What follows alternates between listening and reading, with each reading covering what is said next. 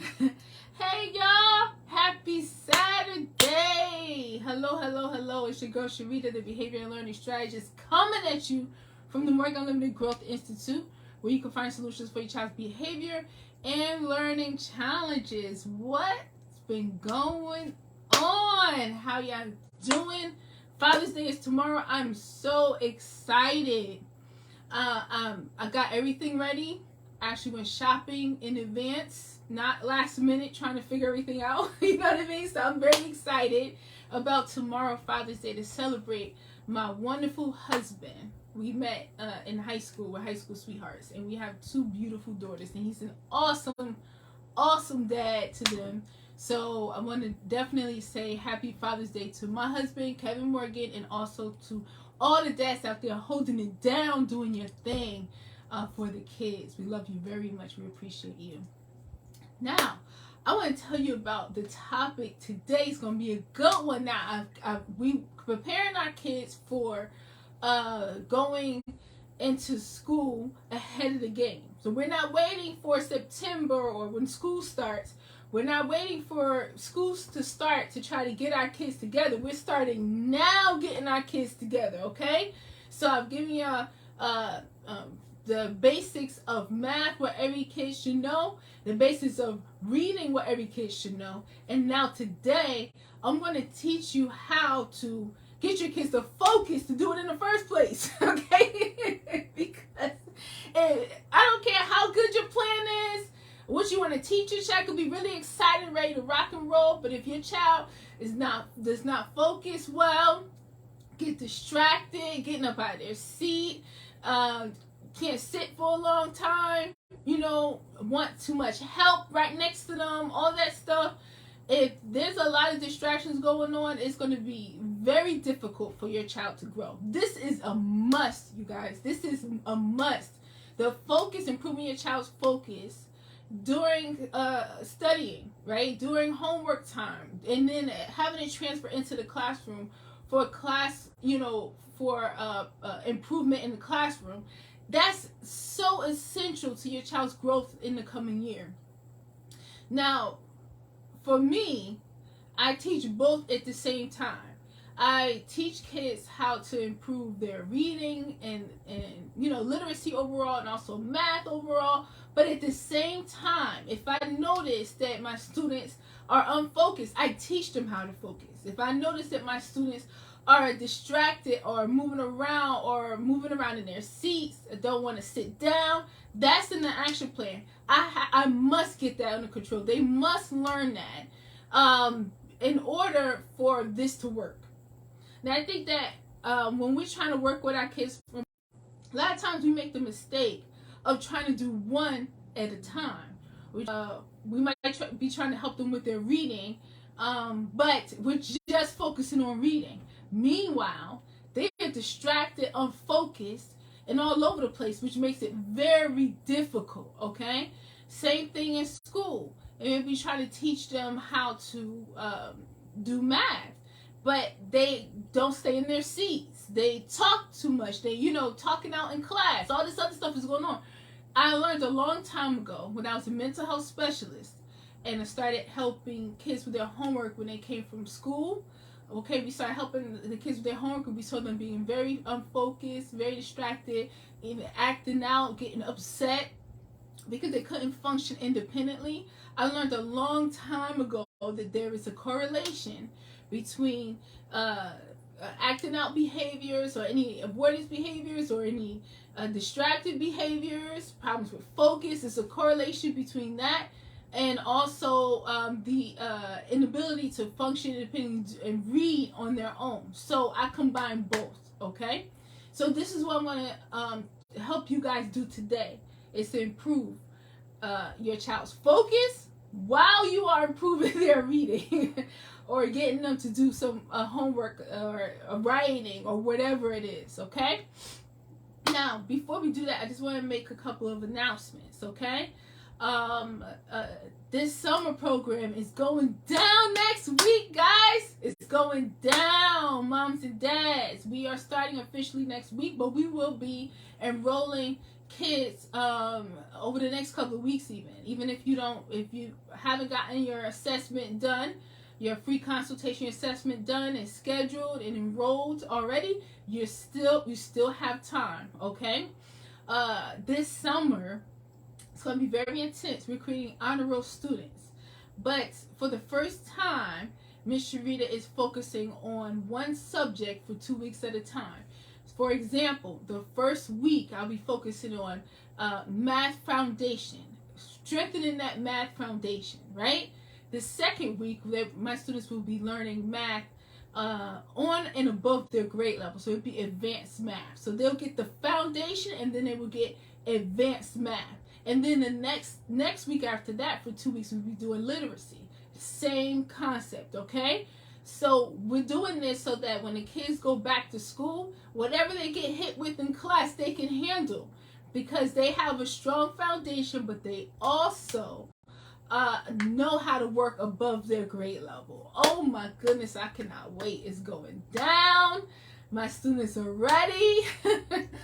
Also, they're getting, and we do extra days in the summer program. So if my students have 3 days per week, they now have 4. Okay, 4 days of intense learning, intense preparation, study strategies, reading, math. Okay, it's going down. All right, so send us a message. Okay, and we are posting in the comment section. We are posting the checklist. Anything else you need, let us know. Send us a message if you want more information on the summer program. All right. One more announcement. Any questions, you want to talk to me directly after this, I'm going to be heading to the Zoom room. So if you want to join us there, also let us know and we will send you the link. Now let's get into it. Let's talk about focus.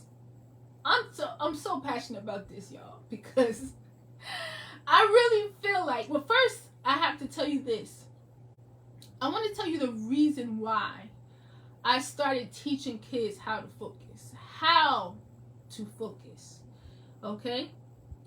It's because I didn't want kids, children, clients, students on medication. That was me. Okay? Now, I'm not a doctor, okay? And I can't prescribe meds or tell you not to be on medication. That's not my area. So I have to put that disclaimer in there, y'all. Don't come for me. All I'm saying is, in my mind, when I was in my late 20s, I was like, if the kids around me that I was working with, if they learn how to focus, if they learn self-control, if they learn self-discipline, right? And they learned how to focus, then they would no longer need this medication to focus. I felt like we should make sure our kids know how to focus on their own instead of needing something to make them focus, okay? So this is why I started teaching kids how to focus years ago, all right? And we've been doing great. There hasn't been a child that has come into the program that hasn't improved their focus with these areas that I'm about to talk to you about today. So get your pen and paper, get you some coffee or some tea or whatever you want to drink, right? Tell the kids to go sit down somewhere because this is important, okay? You can be like, hey, this is about you. Go sit down somewhere because it's going down, all right? Now, how do you improve your child's focus, okay? Number one, we always want to start with an assessment. We always want to see the situation for what it is. So number one is, how does your child focus or not focus? Every child is different, right? There are some similarities between children, but we want this thing to be customized. So we want to notice our kids' patterns. We want to notice how unfocused they become, when they become unfocused, when they can focus, right? What times, what activities is your child really focusing in? You don't need to tell them to pay attention. You don't need to tell them to look at what he's doing. You don't need to tell him nothing. He just in it, he can focus, right? And then find out, by pay attention and find out what times your child becomes unfocused, okay? what you want to do when you find when your child is focused, when you find those situations, you want to replicate it and make it across the board, because number one, you realize that your child can focus. It's not something going on with your child that's saying he absolutely cannot focus, right? And I don't like that can't word anyway, right? Your child absolutely can focus if he's focusing in this time without a problem. If it's time for him to watch TV and he's focusing, or if he likes doing puzzles and he's completely focused when he's doing puzzles, right? Or if she likes to draw and she's completely focused when she is drawing, right? You have to find out when it does my child focus, okay? And then after you pay attention and see how your child focuses, okay? Then you want to look at, well, what times does my child become unfocused? Is it when I tell my child to clean their room and they start spinning around, right? Or is it when it's time for them to read? Is it when it's time for them to do their homework? Is it when it's time for them to get ready for bed? They become unfocused, right? What happens right before your child becomes unfocused? And then make a plan for that. So what you want to do is you want to create focus for those situations. You want to put some structure around it, okay? And I'll talk about my youngest baby. She's 5, and Maya can become very unfocused when it's time to go to bed. She don't want to go to bed. When it's time to go to bed, that's when that's one of the times I really see her become unfocused. So I knew I had to put some structure around it. I can't say just, Maya, go upstairs and get in the bed. I have to say, all right, this is what you want to do. You're going to walk upstairs, you're going to go in the room, and then you're going to put your clothes in the hamper. You're going to get changed for bed, put your clothes in the hamper, okay? And no talking, because my baby, she want to talk first. She want to say something first, but talking to you and everything. So I know as part of her structure, I have to say, you got to do it quietly without talking. And then I removed everything else, and now she's just walking upstairs and walk to her room to do that one thing. And then I'm like, okay, and I'm gonna come check on you in 2 minutes. The structure is tight. It's tight then, okay? So find out when your child becomes unfocused, and then create some structure around it, some expectations with structure around it, so your child knows, and routine. Well, we'll talk. I kind of giving stuff away too early right here, but so that your child knows, okay, it's bedtime. I'm going to do bam, bam, bam, bam. Mom's going to come check in this time. I better be ready. Okay. Number 2, develop your child's focus stamina. What is focus stamina? Focus. This is what focus stamina means. How long can your child sit and focus on a task without becoming distracted by or inviting distractions into their environment?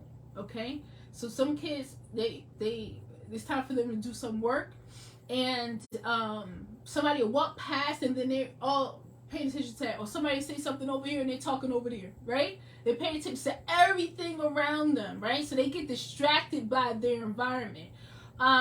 Or inviting distractions into their environment. People could be minding their business over there, right? Or they looking for something. And I see a bottle of water over there. Like, the bottle of water not messing with nobody, but they're looking for distractions, right? And so they'll grab the bottle of water, those kind of things. So what you want to do is you want to build up your child's focus stamina. If your child right now cannot focus for more than 5 minutes, then that's definitely something you want to work on. You want to create a situation where they are expected to focus for more than 5 minutes. You want to put the structure around it, and you want to make sure that they know that they're going to be doing this and only this for this time. Okay? This is very important, because what we don't want, and let me know what y'all think, but this is something that I don't like, okay? What we don't want is for our children to be in school and they can't focus for more than 5 minutes. So they keep needing a teacher or aide to come over and get them on track, or they just keep getting breaks, multiple breaks, where they can keep getting up and walking around or going outside for walks and all that. They don't need that many breaks. And listen, I know a lot of people probably disagree with me, but I'm telling you, I've been working with kids for years. They do not need all of those breaks. The breaks are a way to get away from what they need to do, right? And if your child have a hard time sitting, then that's what one of the focus, one of the goals should be, for them to sit down. So we don't want to look at it like my child has a hard time sitting, so he needs the breaks. What we want to say is, my child, we're going to take those breaks away. We're going to have breaks at reasonable times, right? Like throughout the school day, to use the bathroom, the breaks to where a whole class go to the bathroom, or it's time to go to the lunch, or you know what I mean, or walk into gym or whatever. We want to remove all the excessive breaks there, and instead we want to focus on sitting, right? So make sure that your child develops that focus stamina over time. You want your child to be able to sit down and do an assignment and do their work and know what to do when they're finished their work, and know how to be patient and wait their turn, right? Check over their work, right? You want your child to be able to sit there and focus on that and only that for a period of time, okay? So we got, how does your child focus? You have to find out, how does your child, customizing this thing, right? Number 2, develop your child's focus stamina. And listen, I know what that's like. Like for me, I had to work on developing my own focus, so I understand, right? So I'm not saying that there's not an issue with focus, like that just doesn't exist. What I'm saying is, we all have to learn how to improve our focus so that we can get to that next level. And don't you want your baby to get to the next level? Well, this got to be taken care of, okay? This got to be taken care of, okay? I'll give you an example too. When it comes to focus, students come into my program, or one of my students, I'll talk about one of them, came to the program, and this is not just him, it's a couple of students will come in and do this. Moving around a lot, wanting to get up, turning off the camera, or muting, or writing on the screen, that kind of stuff, right? All of that stuff. But then when we focus, we put a plan together. Next thing you know, that student is sitting, and when it's time to copy something down, I see them looking at the screen and writing. Because that's exactly what I said. I said, I want your eyes on the screen, I want your eyes on the paper. Pencil moving. Eyes on the screen, eyes on the paper. Eyes on the screen, eyes on the paper. That means not looking to the right, not looking to the left, not looking on the floor, trying to pick something up. Eyes on the paper, eyes on the screen, eyes on the paper, eyes on the screen, eyes on the paper, eyes on the screen, eyes on the paper. So we have to really tighten up that structure so that we teach them exactly what focus looks like. That should be on the checklist too. We have to teach our children what focus looks like, okay, and guide them and block out everything else that they're used to being, having as a distraction. We have to get them to block everything out and then focus on what you want them to focus on. And once they develop that habit at home, they will start to do it at school too. Okay? And I'm thinking about one of my students, the same student I'm telling you about. His mom just texted me and let me know that he got 4 awards, okay, at the end of the school year. And he was really struggling, but 4 different awards. I wish I could, I'm not sure, I think if I go out of this, you guys won't be able to see me. That's what I think. So I'm not sure. But 4 awards, okay, at the end of the school year. And that's a big improvement. But in the beginning, it looked like he wouldn't be able to focus. That word can't, we can believe, you look at him and you say, oh, he can't focus. He got a big problem with focus. That's temporary, okay? We expect them to focus. Number 3, give your child a routine that they are in charge of and teach them how to do it independently.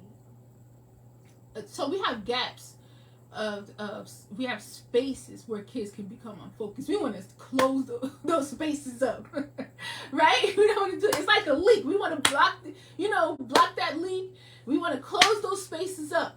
Now, if you tell your child it's time for homework, and you start gathering all the materials and you keep telling them, come on, come on, come on, but you got all the material, that's a space for them to become very unfocused and twirl around, and you gotta call them 5 times and all this other stuff, and then you finally get them to look all this work you're doing. You finally get them in the seat, and then you put their notebook in front of them, you put their pencil in front of them, and you're like, okay, now I'm gonna do this. All the work for focus is coming from you. You're doing all of the focus work. But what if instead you taught your child, when it's homework time, when I say time for homework, or look at the clock, when it's this time, when it's 5:30, whatever you pick, right? Whatever time you choose, this is what I want you to do. I want you to grab your book bag. I want you to grab bring your book bag and sit it down. I want you to take out your notebook, place it here, top right corner. I want you to take out your pencil, put it right next to the notebook. I want you sitting with your back to the chair. I want your feet on the floor. I want you your hands folded and ready. So when it's time for them to do their homework, they know that they have a routine that they have to do every single time. So if they're focused on that routine, they're not focused on, I still want to play the game, I'm watching TV, I don't feel like doing my homework, I'm going to do this and that. You get that routine down, and you do it every day, and you're like, nope, and then put a time limit on it. you got 1 minute, 30 seconds, let's go, almost there. Make sure you got everything double checked. All right, here I come, right? So when you do it like that, and you give them responsibility, you give them the routine, you give them responsibility, then they take ownership of it and they're moving. You always want them to be moving, okay? So that they're ready. You know how much focus it takes for kids, especially the youngest ones, to prepare like that and be ready? Listen, I have my youngest babies telling me, Miss Sharita, I already wrote my name, I already wrote my date, I'm ready. Okay? So make sure that you give them a routine. Don't do all of the work. Because if you're doing all the work at home, the teacher's going to be doing all the work. It's too many kids in the classroom. Then there's a lot of spaces for your child to become unfocused, right? Because there's so many kids, there's so many, openings, right? So we want to close this up, and we want our children to be on point. That will improve their focus, okay? So we got, how does your child focus? Develop your child's focus stamina, the length of time that they're able to focus, right? Give your child a routine that they are in charge of, and teach them how to do it independently, okay? All right? So that's it. That's with anything. I'm just using homework as an example. It could be cleaning their room. Same thing. When you clean your room, this is what I want, and here's the routine. Boom, boom, boom, boom, boom, boom, boom. Done. I'm checking the time, or the timer's about to go off. You know what I mean?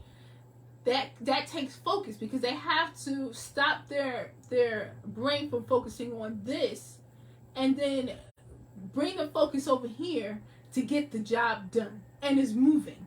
Okay? Always be moving.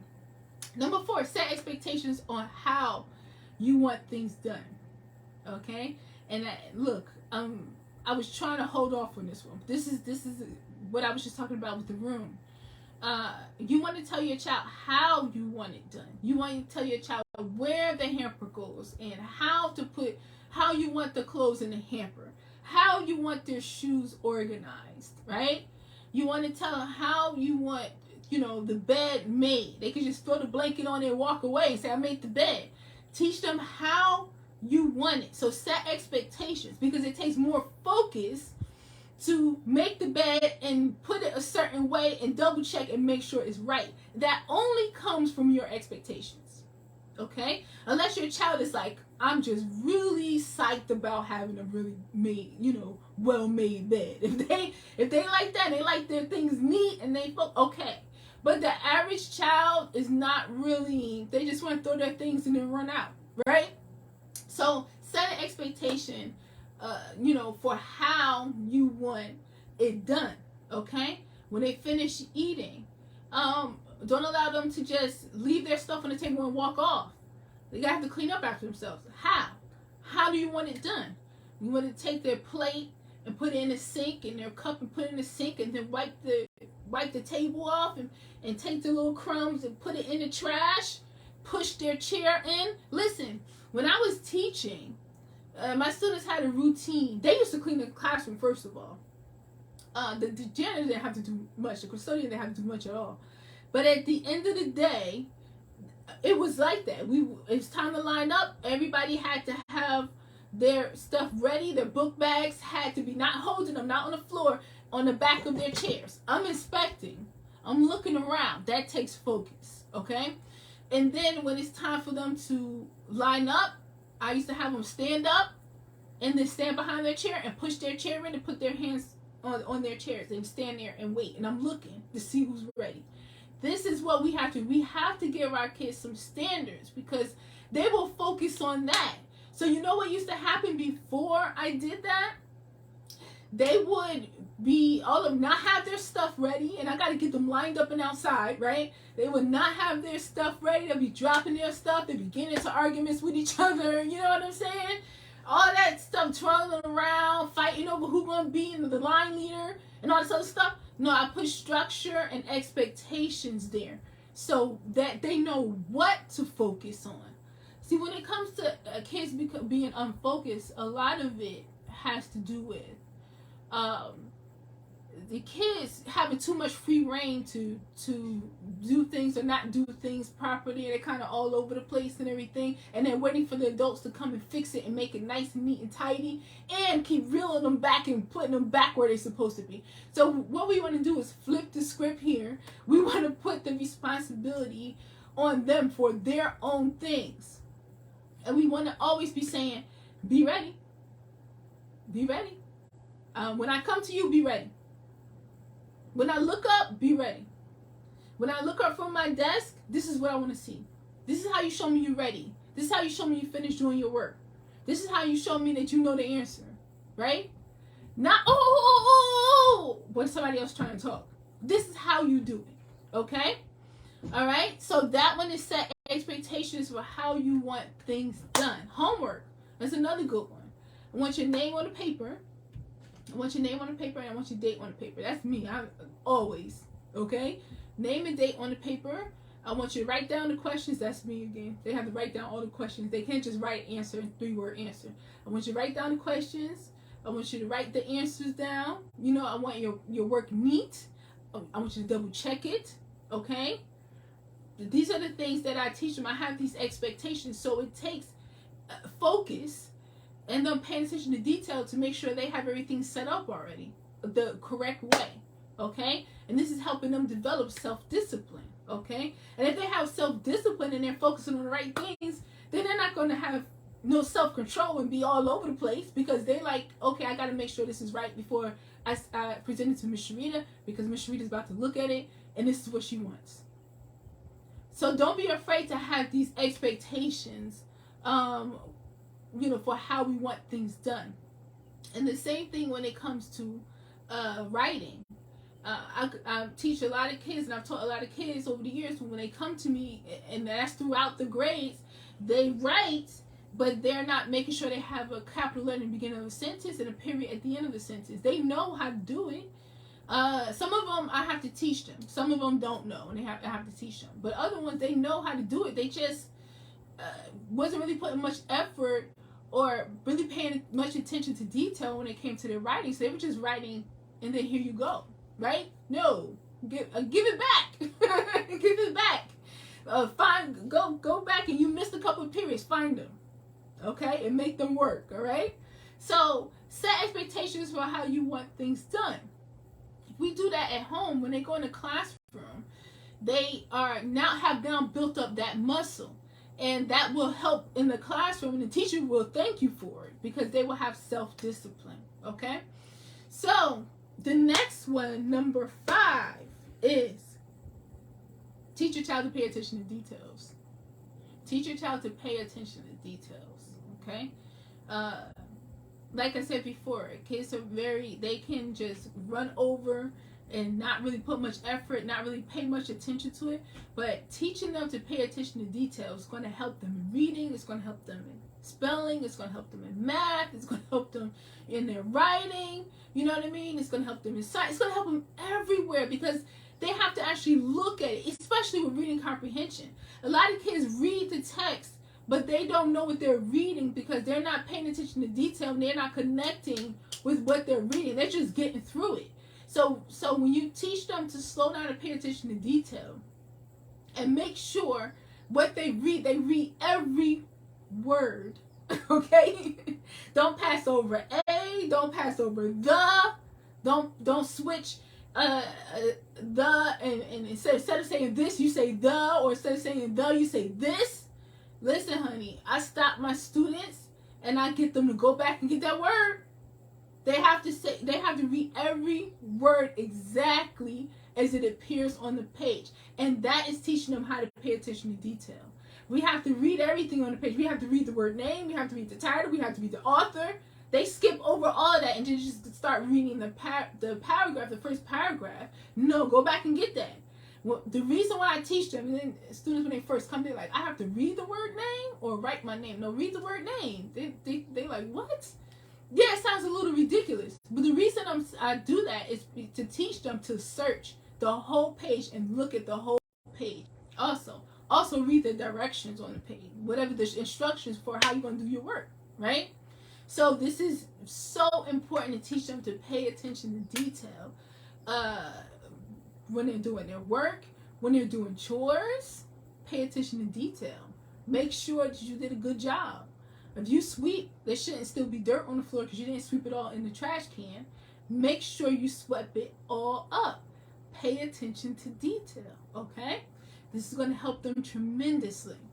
And then the last one, so since this is the last one, we're going to go from top to bottom. Number one, so this is how to improve, if you're just joining, this is how to improve your child's focus, okay? And these are a couple of the areas that I focus on and I teach my students when they come into my program and what I work on with my own daughters. And then for me as a mom, it's tough because I work from home. So when my kids are home, they're, after school, I'm in class, I have breaks in between, but I'm like, so with my daughters, keeping them on track is like, my husband, when he goes to work, he's at work, and that's it. So I have to split my mom brain. I'm mom, and I'm also working at the same time. So I understand it's easier said than done, but I also understand that that's something that I had to work on with my daughter, and she was getting in trouble in school for yelling out, for getting out of her seat, and I worked on a plan, an independent action plan with her teacher, and I worked on her every day, and to improve her focus and improve her self-control and self-discipline in the classroom. And then we were rewarded because she was awarded Student of the Month. And there's only a few of the kids in the whole school, right?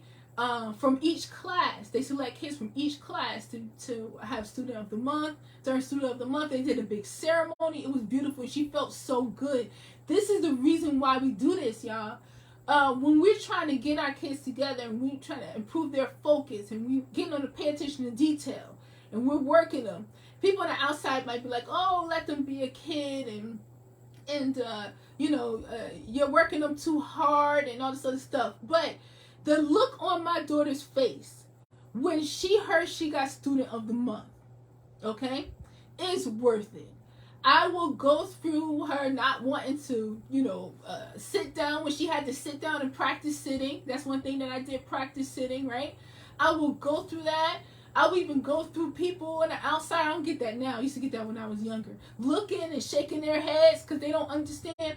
I will go through all of that as a mother just to see the look on my baby's face when she comes out and she gets a good report from her teacher every day and she earns Student of the Month.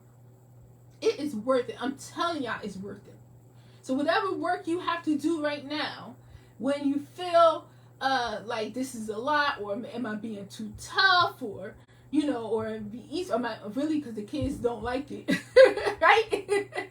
and you like, as a mother, or as a dad, this. I know they don't like it right now, but this is what they need to get them to cross over from getting in trouble and being unfocused and not learning as fast as they should because they're so unfocused and distracted and all over the place, to a place where they are growing, they are being successful, They know what success feels like, and it just keeps going. This is worth it, y'all. It's worth it. Let's improve our kids' focus from home, okay? Focus, behavior, literacy, math. We got this. I got one more for you, okay? And then I'm going to head over to the Zoom room if anybody has any questions. If you also have or want to know more about the summer program, go ahead and send us a message, okay? You can put it in the comment section or send us a direct message, okay? Because we are still enrolling students for this high level, high challenge summer program. If your child is functioning below grade level, they won't be anymore. Let's do this, okay?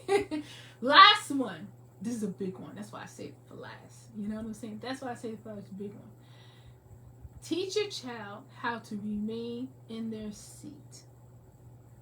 Teach your child how to remain in their seat. All this work on focus and focusing and paying attention to detail when they're reading, writing, doing their math, okay, and doing a good job on their work and checking their work and everything I said. So I said, find out how your child how does your child focus. Develop your child's focus, stamina, the length of time that they can remain focused. Give your child a routine that they are in charge of, and teach them how to do it independently. So it's already done. It's already done. They got this. All right? Set expectations on how you want things done, how you want it done. Teach your child to pay attention to detail. None of this will happen if they are not in their seats, okay? If your child will not stay in their seats, none of this will happen. The magic happens when you put that structure in there and they're sitting down and they learn to stand in the seat. That means I can't get up and use the bathroom. Now let me explain. Come on, y'all. I know everybody wanted, you know what I mean? Don't come for me. I'm going to tell you what I mean in a second. That means that they can't get up to use the bathroom. They can't go get a snack. They can't drop their pencil 100 times, right? They can't come and it's time to do homework. They're like, oh, I forgot my pencil. Oh, I forgot my notebook. Oh, I don't have this. Listen, when my students come into the program, the very first thing they have to do to earn their points, they can earn up to 5 points. These are points. This is a criteria. Number one is be prepared for success. You must come prepared. Because I don't want nobody leaving in the middle of class to go get nothing. Okay? So my students learn this all the way from 4 years old all the way up until the older kids, right? Middle high school. I just started teaching a college student recently. They all know this and they all do it. So, and then the other thing is use the bathroom before you come to class, okay? So they use the bathroom and then when they come to class, they're sitting. They sit the whole class. They sit the whole class. It's very rare any of them actually use the bathroom. It's so rare, it's almost non-existent. They are focused on the class for the whole entire hour, okay? Because they've developed this discipline. They know when they come to class, they have to be prepared for success. They have to have their notebook ready. They have to have their pencil ready. They've been writing down their name and date on the paper before they even know what I'm going to be teaching them for the day. Because they are prepared for success. That number one is intentional. I created that one so that number two becomes easy. And number two, in order to earn your points, you have to remain seated. But what does remain seated mean? Because I'm virtual. I'm online when I'm teaching. So it's not just sitting down, but it's also sitting up. There's no head down. There's no laying down in the bed. You know what I mean? Next thing you know, I see toes in the air. We're not doing all of that. You know what I'm saying? So I tell my students that pretend if you're not sitting at a table or a desk, pretend you are. So if you're sitting on your bed, you have to be sitting up, Indian style, notebook on your paper, pencil in your hand, eyes on the screen looking at me. Okay? So remaining seated means that, but it also means that your camera has to be set up right. So you can't have your camera moving around because you're touching your device. You understand? So I'm very specific with this. This is helping them focus. Very specific. So they can't be messing with their camera. They can't, if they start touching and playing with their camera and muting and unmuting and have a background where they on a beach hanging out and stuff, you know what I'm saying? All of that, they lose that point. So remain seated is so important, and having them be prepared before they even start doing homework with you or independent study time with you is crucial. This is the structure we put around it. If my child does not sit and remain seated, I'm going to erase all distractions. We're going to get bathroom out of the way. We're going to snack is before or after. Okay? We're going to make sure we have all materials when we come and sit down. Okay?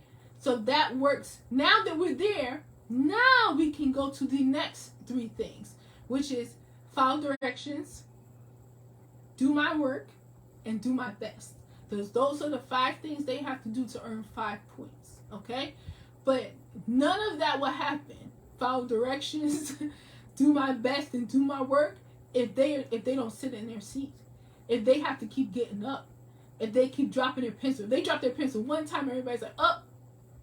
Because they know. Because I told them, keep your pencil on the table. Keep your pencil on the desk. I've taught my students years ago when I was teaching in the classroom, same thing. It's your responsibility to keep your pencil on your desk. And if we don't set this, then they're going to drop their pencils rolling across the desk, and drop their pencils over and over. Next thing you know, they reach in to get their pencil, and they're falling out the chair. So you hear of your child or other kids in the classroom falling out the chair. That's why. Okay? That's why. So we have to put the structure around it. We have to teach our kids what remain seated looks like, what we want to see. You know what I mean? When we tell them to sit down and remain seated, this is what it looks like. Okay? So that is number 6. Then you work on these things. You teach your child these things. They're going to have a self-party. What's the self-party? They'll be self-aware. They'll be self-accountable. They'll have self-discipline, self-control, and one of my favorites, self-motivation. Because my students come here, I'm going to get 5 points today, Ms. Sharita. This is what I heard from my early learning group. We the 5-point crew. We're the 5-point crew. We get 5 points. And then if, I'm not happy with the points, I will turn off my camera and mute, and every group has a group leader. And I say, group leader, talk to them. These are 5 and 6-year-olds, y'all. Well, 4 when they first come in, and then 5 and 6-year-olds. So they talking, group leaders talking like, come on, guys. Come on, we got to get 5 points. We're the 5 points crew. So let's make sure we remain seated. Make sure that we pay attention when Miss Sharita's talking. Get to work right away, because these are the things that I teach them. Okay, these are the expectations I'm telling you about. Come on, let's do it, everybody. Let's get 5 points next time. Okay, let's get 5 points next time. All right, you could do it, and they start talking to each other. I believe in you. You could do it. What am I doing? I'm sitting back here.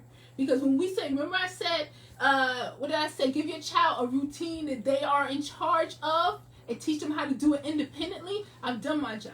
I'm sitting back, chilling, watching everything, but I turn my mic off and I turn off my camera so that they can have that teamwork, they can have that camaraderie, and they can function more independently. And man, it's a beautiful thing. And that takes focus to lead a group. We're talking about little kids, okay? Every group, all the way up until high school, has a group leader. They all have a group leader, okay? So, like I said before, I've seen kids improve their focus over time for years. And my students, when they come in, typically within the first couple of weeks, moms and dads see change, okay? That's really, literally, it does not take that long when you put the right structure in place. You have expectations, okay? And you have the flow of the classroom. You have the community. Well, you're at home. I'm talking about the classroom. But if you have more than one child, hey, this is what we do. We always do the right thing. We make good choices in here, right? We earn this, whatever your incentive is. Make sure your children are focused on that. And the last thing I want to say, with all of this, ask your child ask yourself, what do you want your kids to focus on? What are they focused on mostly? And what do you want them to focus on? Are they focused on watching the game? Playing the game, or on their phone, or watching TV? That's their focus. That's eating their focus. And it's not growing them. What do you want to replace that with? Okay? Because we saw Maya in here reading, I'm sorry, using a Kindle Fire too much, and my husband took it away for 2 weeks, and I replaced that time. Like, I want you to go get a bunch of books, because she's 5 years old. She's about to be 6, and on July 3rd, and she's reading way above her grade level. So I just put go get a couple books. I can tell her that now because we set up the routine, and the expectation. She's learned how to read, So I tell her, I say, go get like 4 or 5 books, and sit down. At first, she didn't like it. She was upset. Oh, I don't want. Don't worry about that. Don't worry about when you make a decision as a parent and your child starts huffing and puffing, right? Or they start whining about it. That don't mean you change what you said. You have discretion. You're the parent. So if you feel like my child is focusing too much on his phone, my child's spending too much time with this game, you can switch that up. So she started, and then after a while, she was just grabbing the books, and I didn't even have to tell her. And she'll be reading, and she'll do a great job. Next thing you know, she started grabbing chapter books. And then she just finished her first chapter book a couple of weeks ago. She's 5. She's 5. So in the beginning, there's the fight. And then after a while, the routine, there's growth. Your child's growth is right there waiting. So decide what you want your child to focus on, and remove the distractions.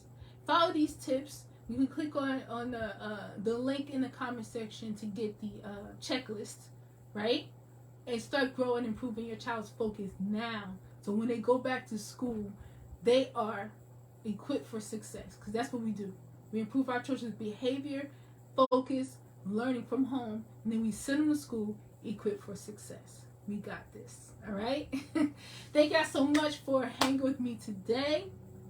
It was a great Saturday, and I used to do the live before I started doing all my classes. Now I do it at the end, so I'm actually done. So now I'm about to just finish up, and then I'm just gonna hang with my family tonight. Just be mom, just be wife to my husband, and enjoy my Saturday.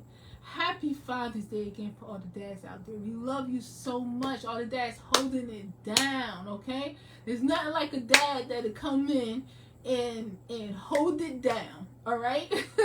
And for my girls, like my husband, and he come in the house and everything will just mellow out because dad's in the room, okay? And then he spoils them at the same time, but it's just amazing, just amazing. So I'm very grateful for the relationship that my husband has with my daughters, the dad and daughter relationship they had. So shout out to all the dads. Yes, I did say shout out. I know I'm dating myself, but shout out to all the dads out there holding it down and taking good care of your kids and having expectations. Because when we moms are working so hard and spinning a bunch of plates, sometimes it's very difficult to do that part too. Not sometimes. It's very difficult to do that part too. When you come in and take that off our shoulders, nothing like it. So I just want to say thank you. Thank you, dads. You're absolutely amazing for what you do. We love you. Okay? All right. For more information on the tutoring and coaching program, again, send us a message or go to growthinstitute.mykajabi.com. That's GROWTH Institute.mykajabi.com. Also, okay, like, yes, the Zoom video conference afterwards where we're going is free, okay? So there's no charge. This is just us hanging out. You got some questions, you want to talk about some things, that's where it will be, okay? All right? Thank you so much for everything. Love y'all. Have a wonderful weekend and Father's Day. Believe in yourself. Believe in your child, honey. And always remember that growth is unlimited. Peace.